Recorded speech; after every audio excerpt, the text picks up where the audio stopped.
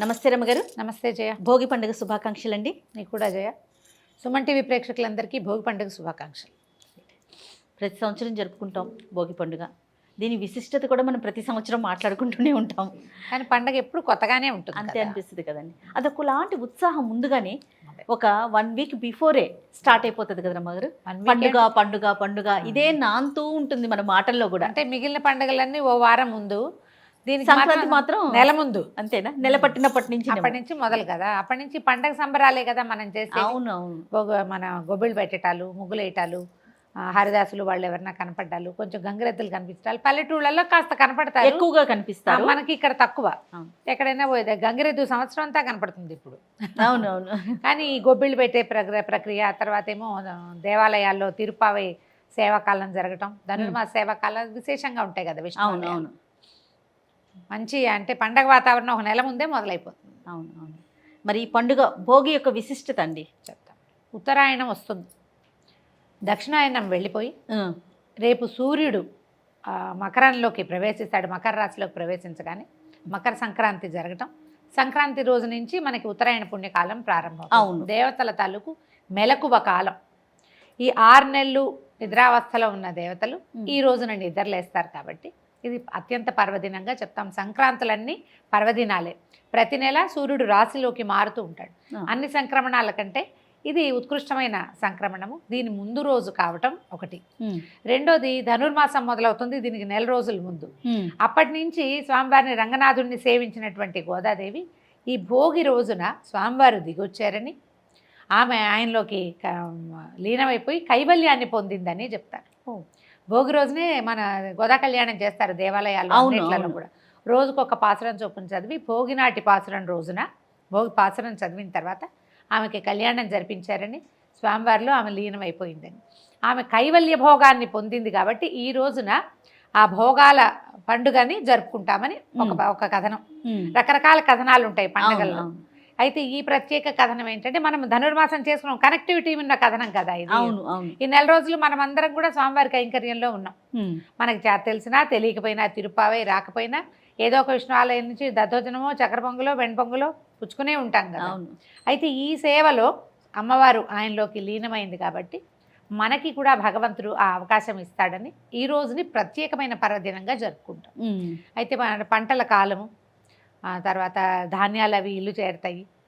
ఈ ఇంతకుముందు ఉన్న కాలం అంతా కూడా మనకేమో చలికాలము, వర్షాకాలము, వానల వల్ల ఇబ్బందులు పడ్డవాళ్ళు, చలికాలంలో అనారోగ్యపు అవస్థల్లో ఉన్నవాళ్ళు, వీళ్ళందరికీ కూడా పైగా ఈ దేవతలు నిద్రాకాలం అవ్వటం వల్ల ఉపాసనలు సరిగ్గా కుదరక మనకి సంవత్సరంలో ఈ మొదటి కాలం కంటే రెండో కాలం అంటే దక్షిణాయనంలో మనం కొంచెం అవస్థలు పడే అవకాశం ఉంటుంది. మెలకుగా ఉండరు కదా, ప్రార్థన వెంటనే ఫలించదని. ఇప్పుడు ప్రార్థనలు ఫలించే కాలం రాబోతోంది. ఈ మొత్తం కష్టాలన్నీ మనం వదిలేసి ఈ కష్టాలన్నింటినీ అగ్నికి ఆహుతి చేసేసి రేపటి నుంచి మనం ఒక ప్రత్యేకమైన దినంలోకి ప్రవేశిస్తాము. సూర్యుడు వేడెక్కుతాడు, చలిబాధలు తగ్గిపోతాయి, పంటలకు మరింత ఉత్కృష్టమైన దశ వస్తుంది, భూమికి మంచి అంటే ఏమనాలి పండే రకపు అవకాశం లభిస్తుంది. ఇవన్నీ కారణాలతోటి మనం ఈ పండుగను జరుపుకుంటాం. ఓకే. అయితే ఈ భోగి పండుగ నాడు సాధారణంగా అన్ని ఊళ్ళల్లో చేసేది భోగి మంటలు వేయటం. ఈ ధనుర్మాసం రోజు నుంచి మనం నెలగంటు పెట్టినప్పటి నుంచి గొబ్బిళ్ళు పెడతాం. అవునండి. ఈ గొబ్బిళ్ళన్నీ ప్రతిరోజు పిడకలు కొడతారు. ఈ 30వ రోజైన ఈ భోగి నాడు ఏం చేస్తాం, మనం గొబ్బి పిడకలు దండలు గుచ్చి అగ్నిలో వేస్తారు. ఆవు పిడకలు, అందులో దానికి పెట్టినటువంటి గుమ్మడి పూలు, బంతి పువ్వులు, దాని మీద వేసిన బియ్యపిండి ముగ్గు, దానికి పెట్టిన పసుపు కుంకాలు మొత్తం ఆహుతవుతాయి ఆవు పిడకలతో పాటు. అంతే కదా జరిగేది. మామూలుగా ఇవి తీయం కదా, గొబ్బిళ్ళలో నుంచి పువ్వులు తీయరు, పువ్వులతో సహా పిడక చేసేస్తారు. అవన్నీ అగ్నికి ఆహుతవటం వల్ల గాలిలోకి ఒక ప్రత్యేకమైన ఔషధ గుణాలున్న పొగలు వెలువడతాయి. మనం అగ్నిని ఆరాధిస్తూ వాయువుని సేవిస్తున్నాం అన్నమాట. ఎంత విశేషమైనవి కదా కదండి. భారతీయ సాంప్రదాయాలన్నీ కూడా ఏదో ఒక ప్రత్యేకత కలిగినవే. ముఖ్యంగా ఇలాంటివి ఏంటంటే, ఇప్పటిదాకా చలికాలం శ్వాసకోశ వ్యాధులతో బాధపడతాం, వాయువుని ప్యూరిఫై చేయటం ఇది ఒక ప్రక్రియగా చేస్తాం మనం. వీటిలో మన ఆరోగ్యానికి సంబంధించే ఉంటాయి కదా రమ్మగారు, ఇమిడి ఉంటాయి. 80% ఆరోగ్య రహస్యాలు, ఒక 20% సోషల్ కాజ్. ఈ భోగి మంటల దగ్గర పెద్ద చిన్న తేడా లేదు, అందరం చలిగాచుకుంటాం. కులమత విచక్షణ ఉండదు. అవును, పల్లెటూళ్ళల్లో కనపడదు. ఇప్పుడు మనం ఏం చేస్తున్నామంటే, ఈ సిటీలలో వేయాలంటే రావి మేడి చెక్క అలాంటి రకాలు దొరకవు మనకి. ప్లైవుడ్ కూడా అంటిస్తారు, అవునండి. టైర్లు అంటించేది కూడా కనిపిస్తుంది, అట్టపెట్టెలు అంటించడము, ఆ పనులు చేయకుండా. ఆ, పల్లెటూళ్ళలో అయితే ఖచ్చితంగా ఒక వేప చెక్క, కొంచెం మామిడి చెక్కలు అలాంటివి వేస్తారు. పాత వస్తువులు కాల్చటము అది మన వైపు పద్ధతి అయితే కాదు. అవును రమ్మగారు, ఇది కూడా ఈ మధ్య కాలంలో మనం బాగా వింటూ పాత ఉన్నాము. బట్టలు కాల్చడము చేయకూడదు, అదంతా పొగలు, అవి పీలిస్తే కార్బనైజ్ చచ్చిపోతాం మనం. బట్టలు నాకు తెలియదు కానీ మనం ఏదైతే ఉపయోగించామో పాత వస్తువుల్ని వాటిని దహనం చేయటం అనేది వింటున్నాం. చెక్కలు, చెక్కలు మాత్రమే. ఆ చెక్క కూడా ప్లైవుడ్ కాదు. ఓకే. సహజమైన చెట్ల వస్తువులు ఏమైనా ఉంటాయమ్మా, మన దగ్గర టేక్ చెక్కలు ఉన్నాయి, వాడట్లేదు, కాల్చేస్తామా? కాల్చం కదా, ఖరీదు కదా, అలా చేయకూడదు. మన పద్ధతి అయితే ఖచ్చితంగా కాదు. పాత బుట్టలు, పాత వస్తువులు కాల్చడానికి కాదు. ఇది మనం పవిత్రమైన అగ్నిని రగిల్చే, మనం గాలిని ప్యూరిఫై చేయాలంటే నువ్వు చెత్త గిత్త పడేస్తే ఎట్లా? అదే అదే వాతావరణాన్ని మనం ప్యూరిఫై చేయాలి. ప్యూరిఫై చేయాలంటే ఏంటి, దానికి పైగా ఎలాగోలాగా వెయ్యరు భోగి మంటలు, శుభ్రంగా ఊడ్చి పూర్తిగా నీళ్ళు కళ్ళాపి చల్లి, మీరేమంటారు కళ్ళాపేనా అంటే? అంతే రమ్మగారు. సానుపు అంటారు కొన్ని ప్రాంతాల్లో, ఆహా. సానుపు దాని పేరు. కలయంపి అంటారు కొన్ని చోట్ల. కల్లాపు అంటాం. మనం కళ్ళాపి అంటాం, అవును. అది కూడా పేడ కళ్ళాపి చల్లుతారు. అవును. ఈ కళ్ళాపి చల్లి చక్కగా ముగ్గేసి ప్రత్యేకంగా ముందు మంచి చెక్కలు పెట్టి వాటిని వెలిగిస్తారు. అవసరమైతే అగ్ని మళ్ళీ ఇంకా బాగా పైకి రావడానికి ఎండుగడ్డ వేస్తారు తప్ప. అవును. ఎండుగడ్డ వేస్తారు, తాటికమ్మలు అవి కూడా వేసుకోవచ్చు.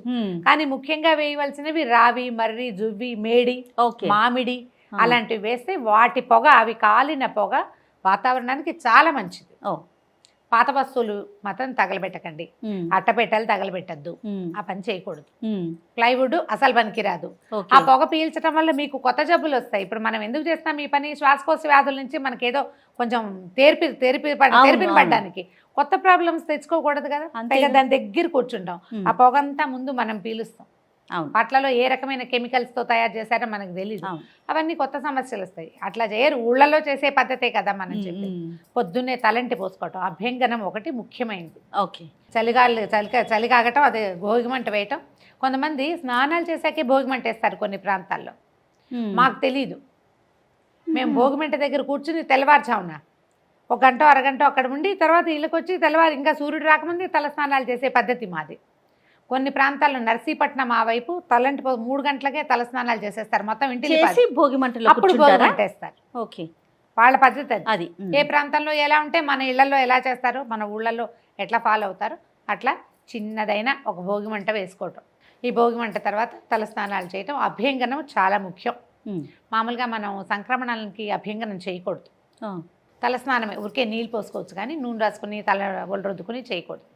అందుకని ముందు రోజు భోగి నాడే అభ్యంగనం చేయటం, తలకి నువ్వుల నూనె రాసుకోవటం, స్నానాలు చేయటం, తర్వాత ఏదైనా స్వీట్లు పంచి పెట్టుకోవటం, దానాలు చేయటం, ఇలాంటివి రకరకాలు చేస్తారు.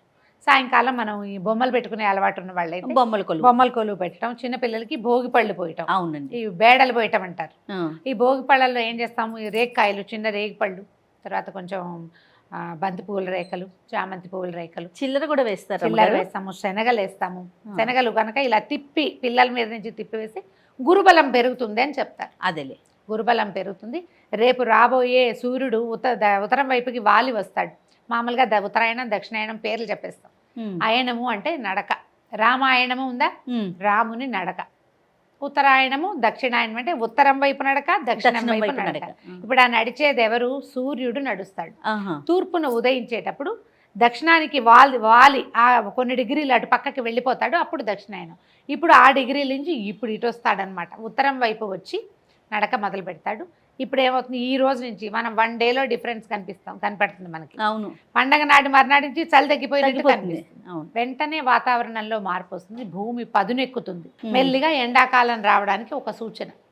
పుష్యమాసంలోనే వస్తుంది ఇది, పుష్యం వచ్చేసింది కదా. అవునవును, ఈ పౌష్యలక్ష్మిని ఆనందంగా ఆహ్వానిస్తాము, చక్కగా బంతిపూలు కట్టుకుంటాము, ఇళ్ళు అలంకారం చేసుకోవటం, మామిడి మండలు కట్టడం, ఇళ్ళు బాకిళ్ళు శుభ్రంగా ఉంచుకోవటం. రేపు సూర్యుడి నడక మారబోతోంది, దానివల్ల మన జీవన గతి కూడా కొంత మారుతుందని. మనకేంటంటే ఇది ప్రత్యేకంగా మనకి ఆరోగ్యానికి ఇది ఎంత మంచిదంటే, ఈ పొగ వేస్తాము, ఈరోజు అభ్యంగనం చేస్తాము, రేగిపళ్ళు అవి తింటాము, ఇవన్నీ కూడా రేపటి ఎండాకాలానికి మనకి రక్షణగా ఉంటాయి. ఓసారే తింటామనుకో అయినాను, ఒకసారి తిన్నా వైద్యమే కదా, అంతే కదా, ఒక మాత్ర వేసుకున్నా పనిచేస్తుంది. అలా వైద్యానికి కూడా ఇవి ప్రతీకలుగా కనపడతాయి. భోగి పండుగ శ్రద్ధగా చేసుకోవాలి. తర్వాత భోగి పళ్ళు మీద నాకు కొన్ని ప్రశ్నలు ఉన్నాయి రమ్మగారు. ప్రతి సంవత్సరం చేస్తామా? పిల్లలకి ప్రతి సంవత్సరం పోస్తారా? భోగి పళ్ళు ఎలా పోస్తారు? భోగి పళ్ళు 5 ఏళ్ళ పిల్లలు చిన్నప్పటి నుంచి చేస్తాం. 9వ సంవత్సరం వచ్చాక ఇంకా పోయారు. 9 వరకు పోస్తూనే ఉంటారు. ఆడపిల్లకైనా మగ పిల్లవాడికైనా. చంటి పిల్లలు, ఏడాది పిల్లలు అప్పటి నుంచి నెలల పిల్లలు కూడా పోస్తారు. అవునా? 9వ ఏడు వచ్చేసరికల్లా మగ పిల్లలు పెద్దవాళ్ళు అవుతారు, ఆడపిల్లలు పెద్దవాళ్ళు అవుతారు. గురుబలం పెరగటం ముచ్చట అంతేనా రమ్మగారు? ఇంకేమన్నా కారణాలు ఉన్నాయా? గురుబలం పెరుగుతుంది, మనకు ముచ్చట. తర్వాత ఏమో పిల్లలకి ఏదైనా దిష్టి వాళ్ళ మీద రకరకాల ఉంటాయి కదా. ఇప్పుడు మనము ఏదైనా ఉప్పు దిష్టి తీస్తాం. అవును. ఏం చేస్తాం? ఉప్పు పట్టుకుని అది అందులో ఏంటంటే నెగిటివ్ ఫోర్స్ని తీస్తుంది, పాజిటివ్ ఫోర్స్ని ఎనర్జీస్ని పెంచుతుంది. దాన్ని ఇట్లా తిప్పుతాం. అవును. తిప్పేసరికల్లా మనకి శరీరానికి ఒక ఆరా ఉంటుంది. ప్రతి వాళ్ళకి నీకుంది నాకు లేదు అని ఉండదు. జీవించి ఉన్న ప్రతి ప్రాణికి ఆరా ఉంటుంది. దానికి ఒక ప్రత్యేకమైన ఏమంటారంటే కాంతి వలయం, జీవతరంగాలు కదులుతూ ఉంటాయి అందులో. ఇవి తీయటానికి కొన్ని ఫోటోగ్రాఫ్స్, కొన్ని కెమెరాస్ కూడా ఉన్నాయి. ఫోటో తీస్తే మన తాలూకు ఆరా ఎంత ఉంది అని తెలుస్తుంది. కొంతమంది మనుషులు చూడు సామాన్యంగా ఉంటారు, కానీ భలే అట్రాక్ట్ చేస్తారు. మాట్లాడినా మాట్లాడకపోయినా. కొంతమంది మాట్లాడి అట్రాక్ట్ చేస్తారు, వాళ్ళని చూడంగానే అట్రాక్ట్ అవుతాం. అవును. కొంతమంది పెద్దవాళ్ళలో కనిపిస్తుంది, పరమశాంతంగా ఉంటారు. ఆ శాంతత తాలూకు వాళ్ళలో ఉన్న ఆ శాంతి ప్రశాంతత తాలూకు తరంగాలు బయటకు వస్తాయి వాళ్ళలో నుంచి. అది ఒక కాంతి వలయంగా మన చుట్టూతా ఉంటుంది. ప్రతి వాడికి ఉంటుంది. రంగులు తేడా ఉంటాయి. కోపిష్టి వాళ్ళు, తీవ్ర ప్రకృతి వాళ్ళకి రెడ్గా, ప్రశాంతమైన వాళ్ళకి బ్లూగా. దానివల్ల అట్రాక్షన్. కొంతమంది భీషణంగా ఉన్న వాళ్ళని చూస్తేనే భయం వేస్తుంది, మనకు మాట్లాడే బుద్ధి కాదు. అవునవును. మనకు అట్లా అనిపిస్తుంటుంది. ఒకళ్ళని చూస్తే భలే నిష్టంగా ఉంటుంది, ఒకళ్ళని చూస్తే ఏమిటో విసుగ్గా ఉంటుంది ముందే మనకి. అవునండి. దానికి కారణం ఈ ఆరానే. మనం ఏం చేస్తాము, ఇట్లా ఉప్పు తీసినప్పుడు ఆ ఆరాలో ఉన్న నెగిటివ్ ఎనర్జీని మనం తీసేస్తాం బయటికి. తీసేసరికి ఆరా పుల్ అవుతుంది. మనం ఎంతున్నా మన చుట్టూతా ఒక 2 లేయర్స్ ఉన్నాయనుకో, ఆ లేయర్స్ పెరుగుతాయి అన్నమాట. ఓకే. అందుకనే మన వాళ్ళు ఈ దిష్టి తీసే తతంగాన్ని చేస్తారు. ఎన్ని రకాల్లో తీస్తారు కదా. ఇప్పుడు మనం ఈలాగా శనగలతోటి, తర్వాత ఏమో ఈ రేగిపళ్ళతోటి తీసినప్పుడు పిల్లల తాలూకు ఆరా పుల్ అవుతుంది. వాళ్ళ మీద ఏదైనా చెడు ఎనర్జీస్, ఫోర్సెస్ వాళ్ళ మీద పడుతుంటే అవి తీసేస్తాం. ఇది ఒక పర్వదినము. పైగా అందరూ వచ్చి నలుగురు అందరూ తీస్తారు. ఎవరి చేత్తో తీస్తే ఏం తేడా ఉంటుందో తెలియదు. ప్రత్యేకించి పూజలు కానీ లేకపోతే వంటకాలు కానీ ఏమైనా చేసుకుంటామా రమ్మగారు? పండగ కోసం అరిసెలు చేసుకుంటాము. భోగినాడు ప్రత్యేక వంటలు కనపడవు చేయ. మామూలుగా అన్ని రకాల వంటలు చేసుకుంటాము. అరిసెలు చేసుకునేందుకు ముందు రోజు బొమ్మలు పెడతారు. బొమ్మల పేరెంటం చేస్తాము. పిల్లలకి బొమ్మలకి హారతిస్తాము. గౌరీ ఆరాధన చేస్తాము. 5 ఏళ్ళు వచ్చిన పిల్లలతోటి గౌరీదేవిని ప్రతిష్టాపన చేయించి, పెద్ద ప్రతిష్ఠ అంటే ఏమిటో విశేషంగా చేయక్కర్లా. ఆ గౌరీని ఇట్లా పొడుగ్గా చేస్తాము, లేదా ఇలా గుండ్రంగా చేస్తాము. మన ఇళ్లలో పద్ధతి ప్రకారం గౌరీదేవిని పెట్టి గౌరికి దండం పెట్టించటము, హారతి ఇప్పించటము. ఓకే. ఆరాధనా క్రమం నేర్పించటమే ఇది. అంతే. బొమ్మలు పెట్టి బొమ్మలకి ఎవ్రీ ఇయర్ ఇప్పుడు ఆట వస్తువులుగా అనిపించే బొమ్మల్ని ఆరాధించటం. ప్రపంచంలో ఏది వదిలేయాల్సిన వస్తువు కాదు. ప్రతిదీ ఉపయోగకరమే. ప్రతిదాన్ని దాన్ని గౌరవించాలి మనం. అది నేర్పించటము. ఈ చుట్టాల పక్కల పేరెంటం పిలుస్తాము. వచ్చిన వాళ్ళందరికీ వినయంగా కాళ్ళకి పసుపు రాయటం, బొట్టు పెట్టడం, తాంబూలం ఇవ్వటం. ఇవన్నీ ఏంటంటే ఇచ్చిపుచ్చుకునే ధోరణి నేర్పించడం. సోషలైజ్డ్ అవ్వటం. పిల్లలు నలుగురితోటి కలవటం. ఎవరింటికైనా వెళ్ళి పేరెంట్ అని పిలుచుకురావాలా, పిలవాలి. వచ్చిన వాళ్ళని కూర్చోబెట్టాలా, కాళ్ళకి పసుపు రాయాలి, బొట్టు పెట్టాలి, వరుసగా చేయవలసిన. ఇప్పుడు పిల్లలకు ఒక క్రమశిక్షణ వచ్చింది చూడు. వీటన్నిటి కోసమే ఇలాంటి పద్ధతుల్ని ప్రవేశపెట్టారు. సంతోషం రమ్మ గారు. మరొక్కసారి భోగి పండుగ శుభాకాంక్షలు. నమస్తే.